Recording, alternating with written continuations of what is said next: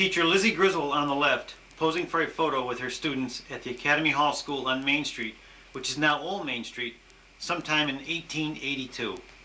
When this photo was taken, the Academy Hall was known as Center School.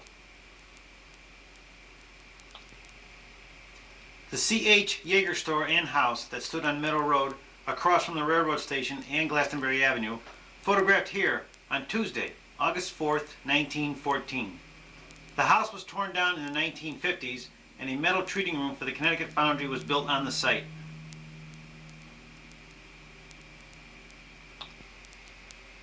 The grist mill that stood between Upper and Lower Pond at Dividend, shown here sometime in the early 1900s. The Rocky Hill Glastonbury Ferry, photographed on the Rocky Hill side of the river sometime in the spring or summer of 1902 or 1903.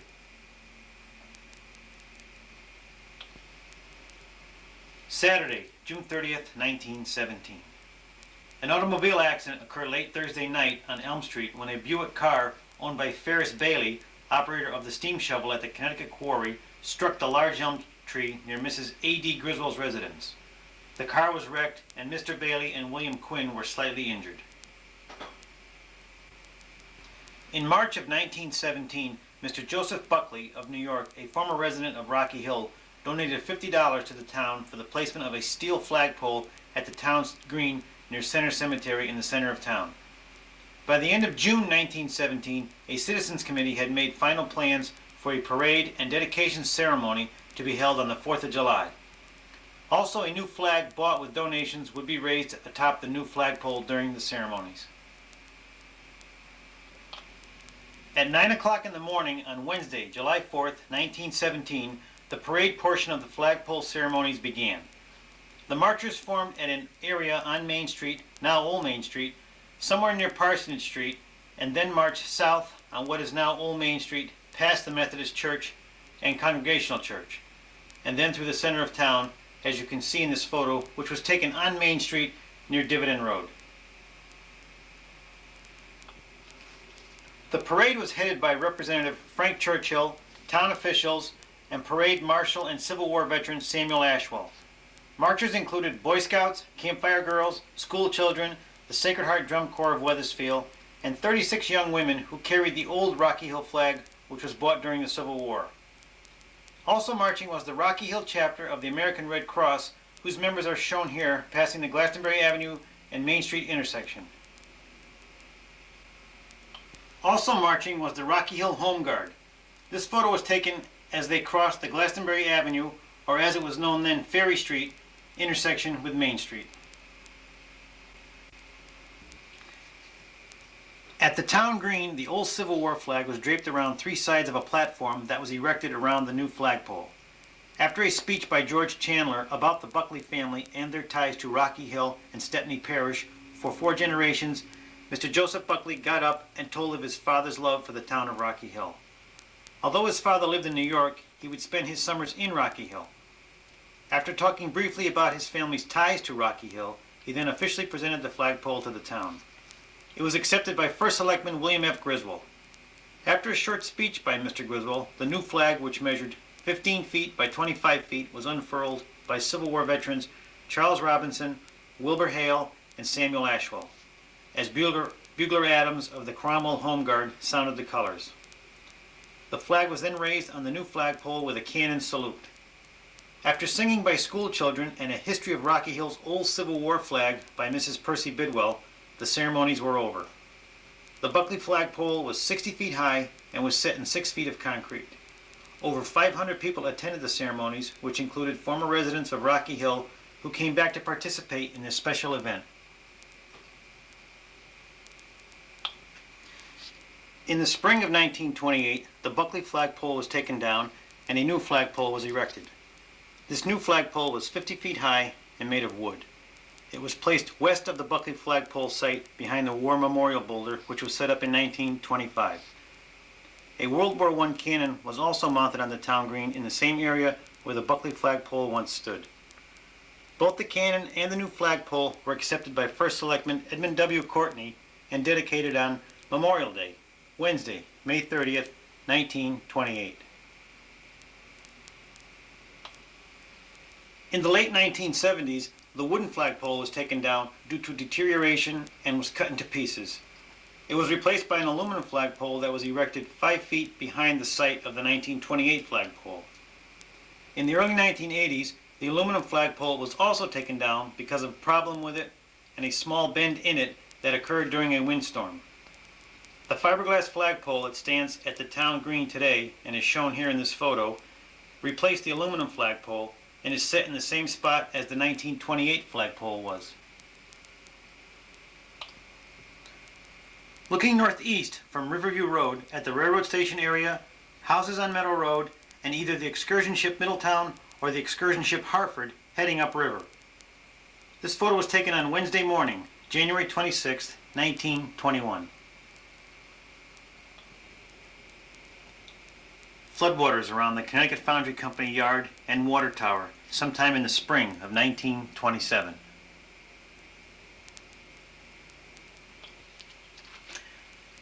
C.B. Gilbert dairy farm cows posing for a photo in the Gilbert Farm pasture land on the north side of Elm Street just west of Grimes Road, sometime in 1931. The area where this photo was taken is still pasture land today and is part of the Harlow Farm on Elm Street.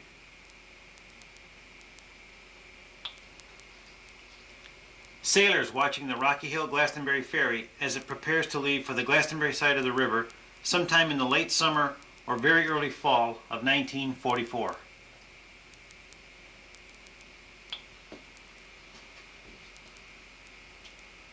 While driving down to the scene of an accident on the Celestine Highway at 2:50 a.m., a wrecker operator for the Hughes Brothers service station of Weathersfield noticed smoke in the area of the Glastonbury Avenue and Celestine Highway intersection. He made a left turn onto Glastonbury Avenue and found Spellman's Dry Cleaning Company building, which was located on Glastonbury Avenue just east of the Main Street, now Old Main Street intersection, on fire. He then drove the wrecker down to Church Street to the Company 1 firehouse and turned in the alarm.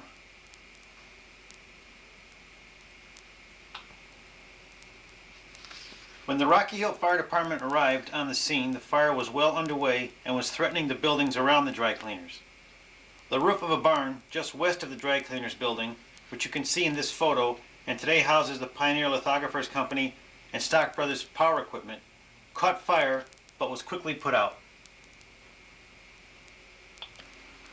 With the aid of floodlighting equipment from the Weathersfield Fire Department and fast action by the Rocky Hill Fire Department, a 4-unit apartment house, which you can see in this photo, that stood just east of the dry cleaners, was saved.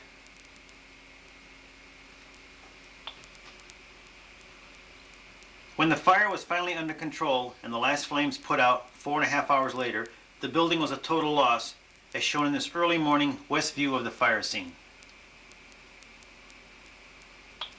The only saved was a small cinder block addition on the east side, which chemicals for dry cleaning were stored. This part of the building still stands today and is part of the Charter Oak Cleaners Building at number 9 Glastonbury Avenue.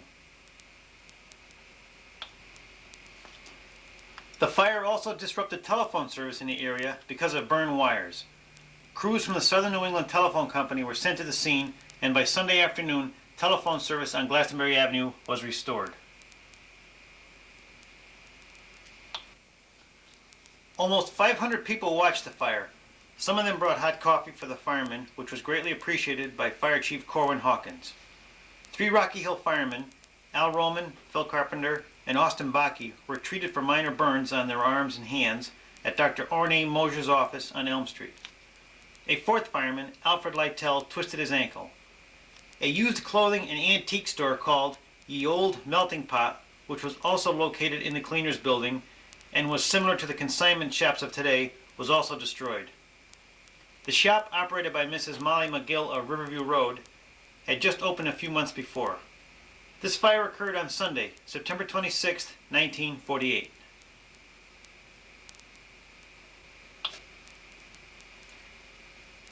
A barracks at the Veterans Home and Hospital on West Street, photographed sometime in January 1952. 1953 Ford service truck of Mingo's Refrigeration Service, photographed sometime in the middle to late 1950s. Mingo's refrigeration service was run by Angelo Mingo from his home on New Britain Avenue, which is where the photo was taken.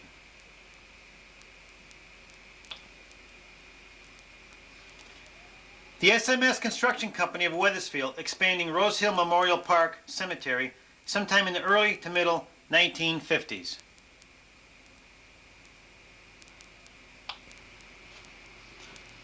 Looking north at the Wright Road, Berkshire Road, and Fern Street area from a field on Elm Street just east of Gilbert Avenue sometime in December 1958.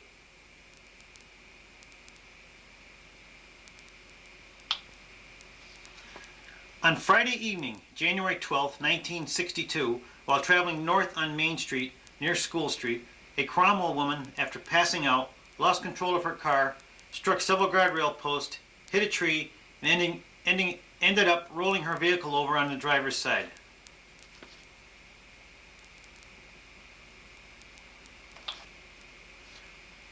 Rocky Hill police responded to the accident scene after a passing motorist told them there was a dead woman in a wrecked car on Main Street. When the police department arrived, they found the Cromwell woman pinned against the steering wheel. After getting the woman out through the passenger side door, she was taken to Hartford Hospital and released with no apparent injuries.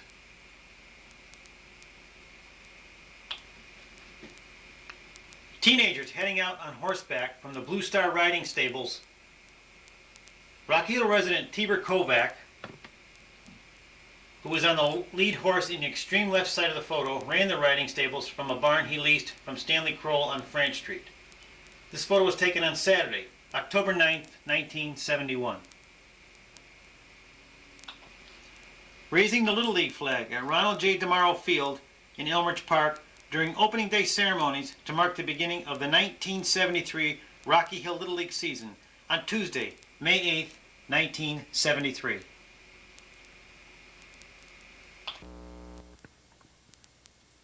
Old Forge Road, which runs between Main Street and Dividend Road, under construction sometime in the summer of 1976.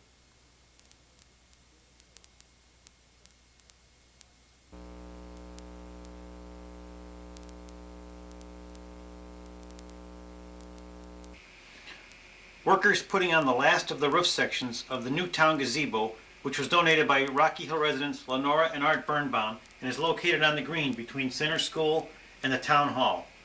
This photo was taken on Thursday, July 23, 1987.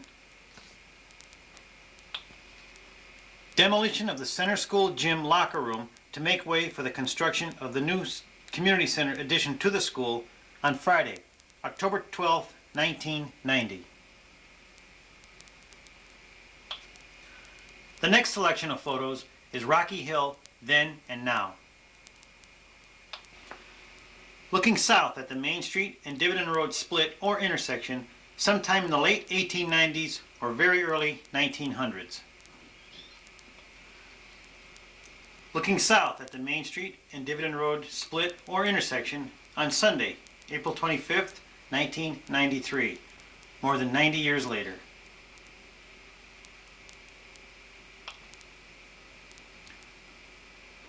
Looking south at the Main Street, now Old Main Street, and Church Street intersection, sometime between 1898 and 1905.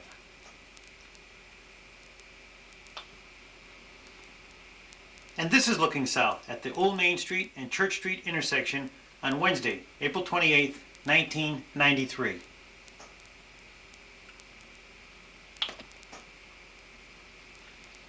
The Evans House at what was then number 107 Main Street, photographed in the summer of 1915.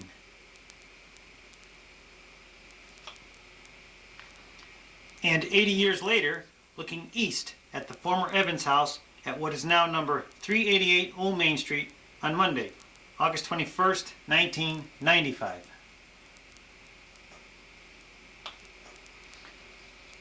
Looking east on West Street near the Cooper Farm, sometime in the middle 1930s.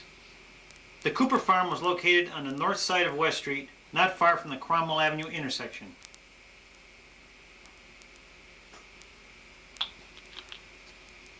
Looking east on West Street near the former location of the Cooper Farm on Sunday, July 24th, 1994. Looking north on the Silestein Highway, just north of the Elm Street intersection, on Thursday, November 23rd, 1944. And 50 years later, looking north on the Silestein Highway, just north of the Elm Street intersection, on Saturday, November 26th, 1994.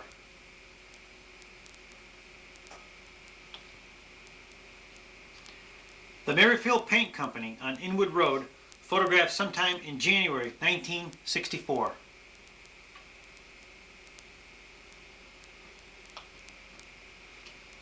The Merrifield Paint Company on Inwood Road, photographed on Sunday, July 17th, 1994, a little more than 30 years later.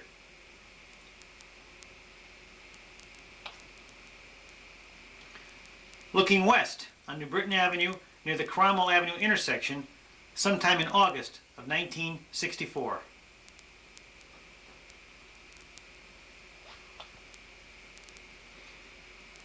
And 30 years later, looking west on New Britain Avenue near the Cromwell Avenue intersection on Wednesday, August 10th, 1994.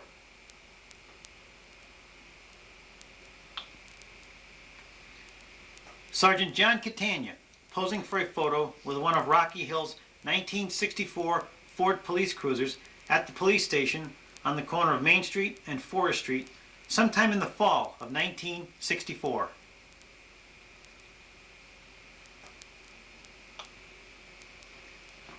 And 30 years later, Officer Robert Catania, posing for a photo with one of Rocky Hill's 1994 Ford LTD Crown Victoria police cruisers at the former police station on the corner of Main Street and Forest Street on Monday, December 26, 1994.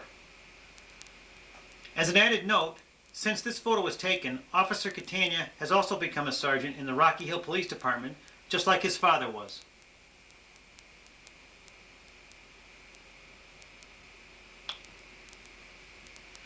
This concludes Volume 6 of Rocky Hill Memories and Rocky Hill Then and Now. Thank you very much for watching.